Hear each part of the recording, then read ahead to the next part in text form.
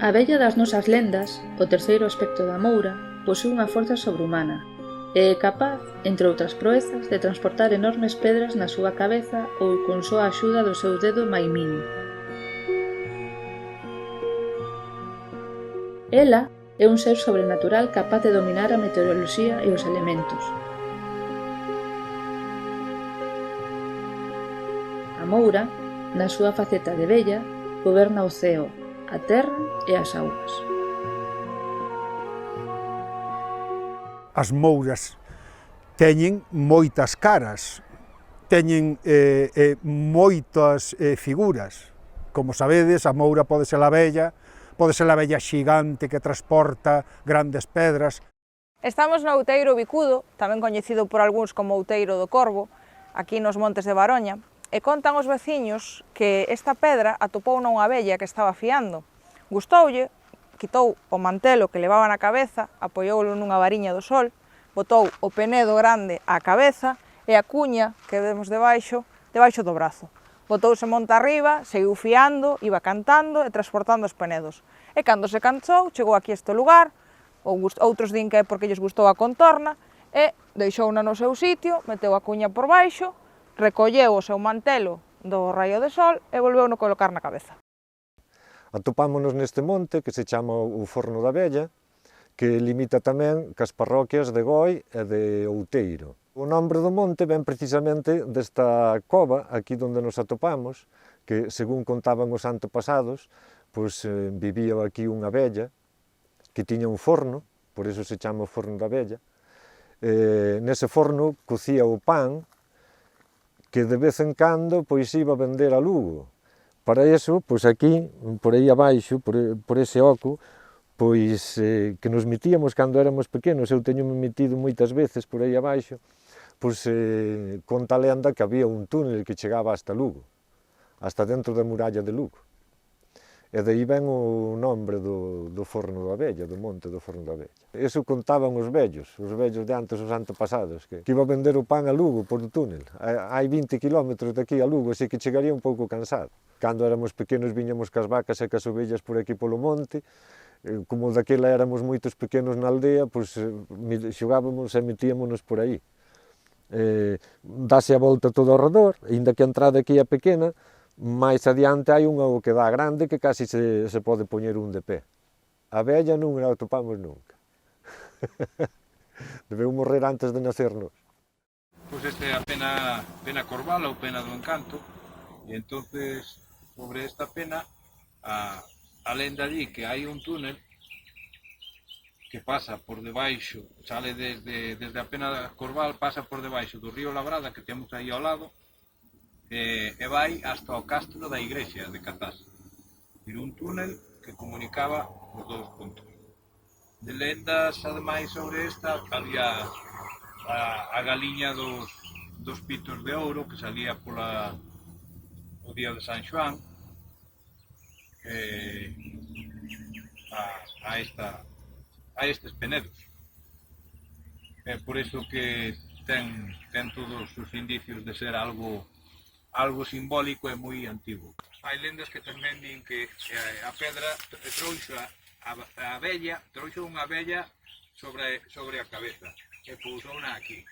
Que mira que era fuerte a vella, pero que a trouxo na cabeza no sentido de como as mulleres levaban sobre a cabeza a merenda dos cavadores. Esa historia, bueno, a mí contaba a miña nai, cando era pequena, porque había ali no Monte de Faro, que había unha mesa, unha pedra, que era como unha mesa. E entonces aí salía unha bella moura, de noite, e que tiña os cabelos de ouro, e que se peinaba con os peines de ouro. Entonces a xente iba ali a vela de noite, pero nunca a encontraban. O Monte de Faro queda así no alto, e isto era na cordillera. A izquierda subindo donde nós, que somos de Trasulfe, a izquierda está a pena Moura. Sí, eu recordo era pequena, como se fose unha mesa para sentarse, como se fose unha silla, forma de silla. Hai moitos anos, claro. Pero, bueno, miña nai e meus abuelos dicían que sí, que había, e creían moito neso. unha bella moura. Ademais, nestas penas do conde da Romaíña tamén se conta que na mañanciña de San Xoán aparece unha vella, a vella moura aparece sentada nestes penedos con unha longa, un longo pelo cabeleira branca e que aparece cociñando nunha tixola e ao seu carón tamén unha grande serpe que lle fai compañía. Din que nesa mañanciña de San Xoán, ademais, o sol baila por riba da cabeza da vella. Quizás esa relación co da tixola e cociñar veña porque os veciños identifican uns petróglifos e unhas pías que hai no alto destes penedos, identifícanos coa forma dunha culler, dun garfo e dunha tixola. Sería a tixola da moura vella que cociña na mañanciña de San Xoán. As mouras posúen unha forza sobrehumana. Son quen de construir megálitos ou castelos e colocar na paisaxe grandes pedras que levan sobre as súas cabezas. Pode ser a moura que leva nenos debaixo do brazo e que os carrexa xunto cunha pedra xigante que ao final vai ser unha mamo ou vai ser unha pedra fita ou vai ser calquera outra pedra que igual é simplemente de feitura de feitio natural, pero dice que é a pedra da vella ou a pedra da moura.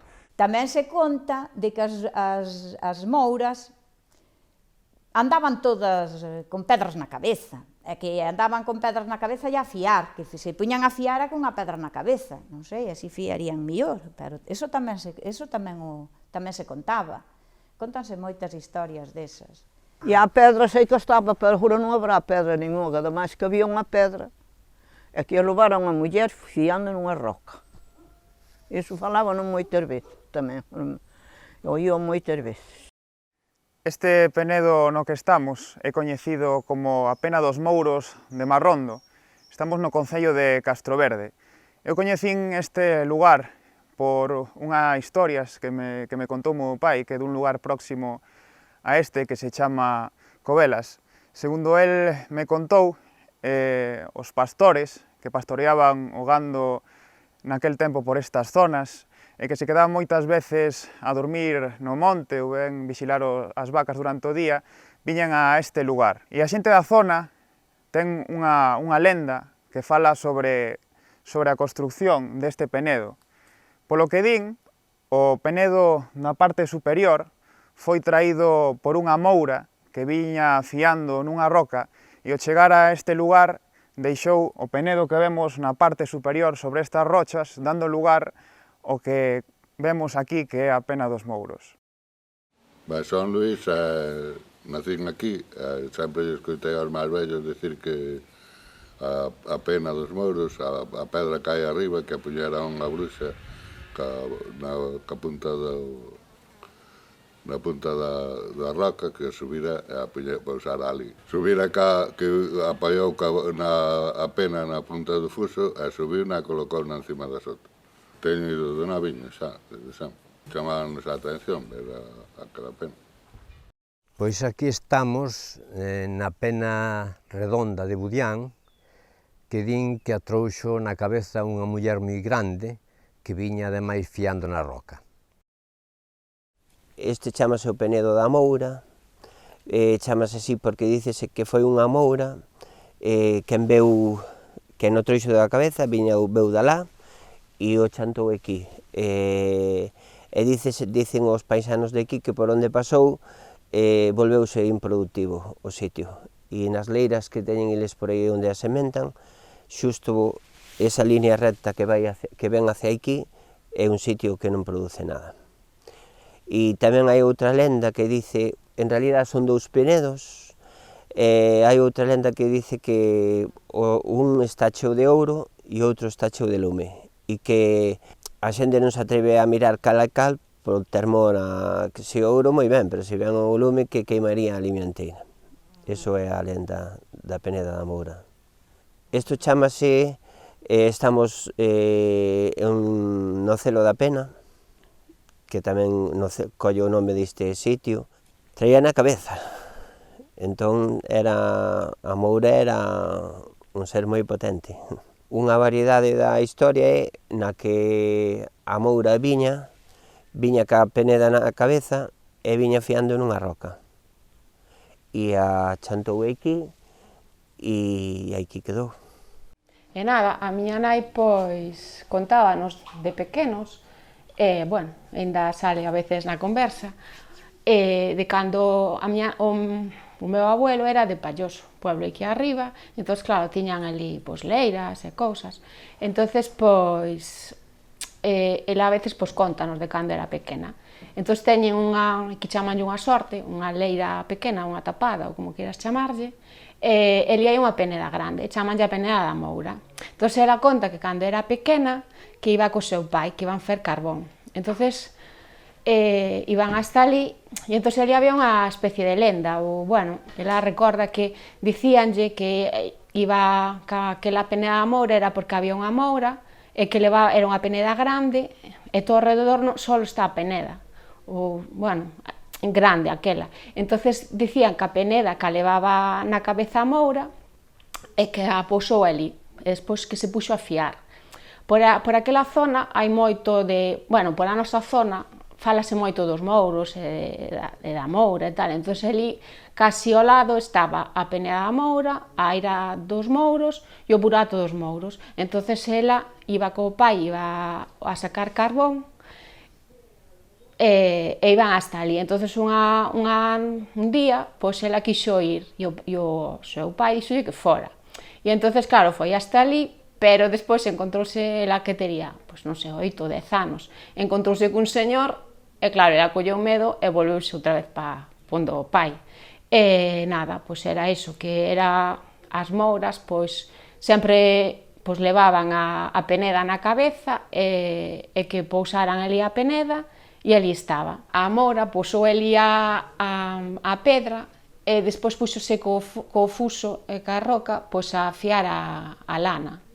A moura levaba a pedra na cabeza e despois pousou na ali. A Pía da Moura é un fenómeno xeolóxico que ten pois un gran folclore ao seu redor, non?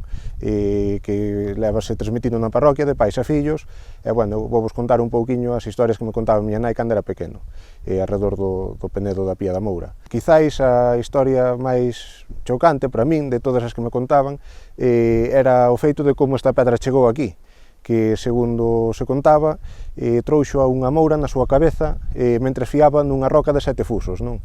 E vivía nesta zona, non?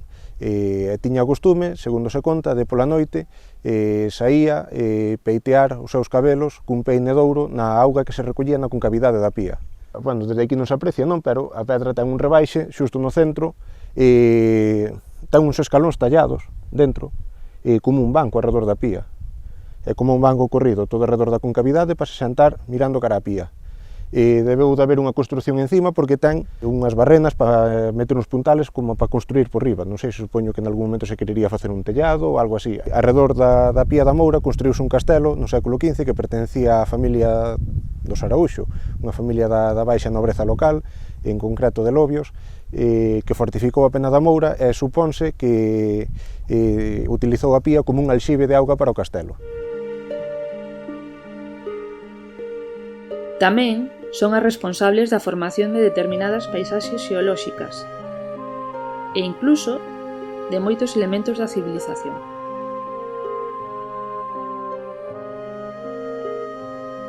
Outra narración coñecida é a de un home que vai regar nunha presa e tópase cunha moura que lle pide algo que el lle nega e ela, en castigo, vingándose del, cega ou fai estiñar esa presa que dende ese encontro desafortunado queda seca para sempre. Entón, do mesmo xeito que a moura pode negar a auga, imos ver unha narración que en realidade é un mito de orixe onde a moura, como dixemos, singulariza e institue unha tradición como vai a ser a levada de Toutón, do Concello de Mondariz. A levada de Toutón ten uns 9 kilómetros, nace en Portacurvo, nun lugar chamado Freaza, que pertence ao concello de Fornelo de Montes, e coa súa auga van regar Freaza, Festín e Toutón Casco. Festín e Toutón pertencen ao concello de Mondariz. A orixe desta levada explícana justamente a través de un mito de orixe na que a auga estaba en disputa entre dous lugares, por unha banda Toutón e por outra banda Calvos, tamén pertencente a Fornelos de Montes. E entón os de Calvos de Fornelos tiñan a súa levada xa moi traballada, empezaron dende o lugar de Calvos en dirección a Freaza, a Portocurvo, e xusto na noite en que vían que ían por fin rematar a súa levada, decidiron festellar e matar un carneiro e puxéronse a comer e a facer festa. Ben, os de Toutón, auxiliados por unha muller chamada Cataliña Moura, que fiando na roca, que sabemos que é un dos atributos propios destas figuras das mouras, foi diseñando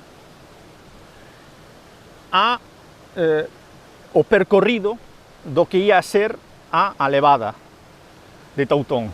E a historia son as variantes, din que ou os seus 9 fillos ou os seus 9 irmáns foron os que, seguíndoa, crearon a levada.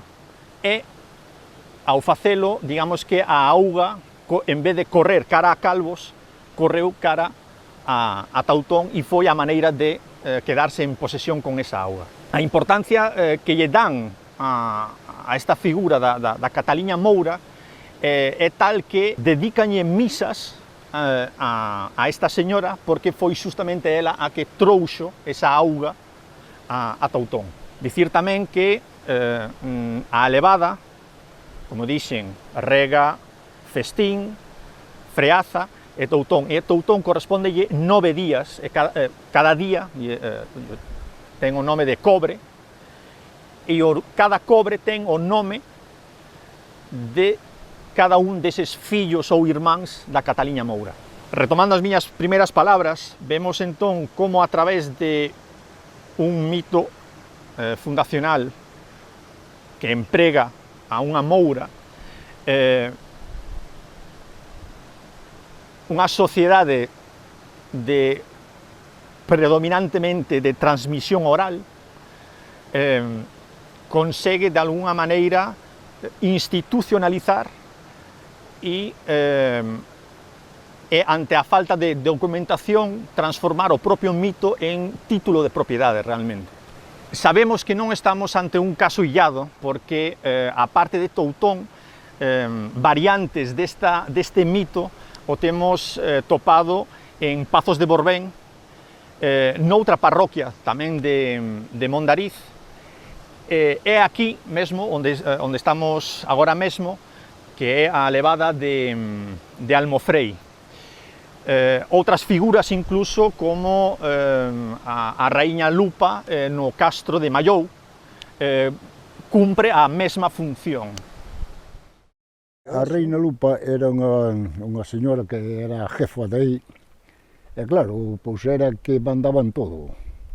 Entón, ainda incluso a agua, para regar o millo e todo eso, ela repartiuna, mas repartiu as pezas dos muiños.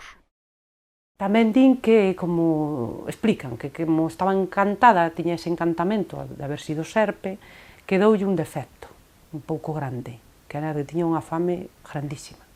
Non comía calquera cousa, comía un boi ou unha vaca.